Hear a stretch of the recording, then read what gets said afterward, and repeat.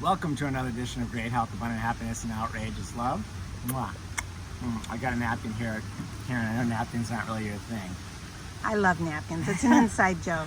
We have an I'll tell you inside joke. something. One of us, whoever's setting the table, forgets the napkins. We said, I know you're not big on napkins, but it's kind of funny. Right. Somebody likes anyway. to use paper towel, and the other person prefers the proper napkin. Anyway, without airing all of our dirty laundry, we want to talk about this sandwich. Karen did a recipe on it. This is every fish's favorite tuna fish sandwich because there's no fish in it. It's chickpea, vegan mayo, onion, celery, lettuce, tomato, and the kicker is the seaweed. The seaweed gives it the taste of the sea, and it's just incredible. I've got this on some Dave's Killer Bread, which I really love this stuff. It's awesome. That's so good. Karen, where do we see the seaweed? Help me out here while I'm chewing. We were in Mystic, Connecticut, and they had a great juice bar there.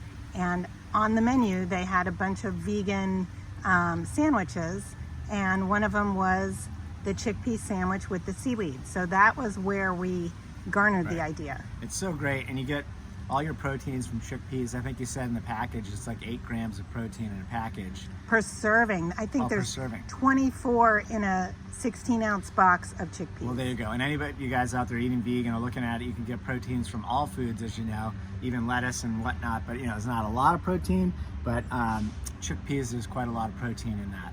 And I love this Dave's Killer Bread that you have this on. It's awesome. Yeah, that's great. It's a So nice thank you. fresh I'm gonna loaf dig into too. this thing. So let's wrap this thing up. Enjoy. Wishing you great health, abundant happiness, and outrageous love from East Hampton, New York.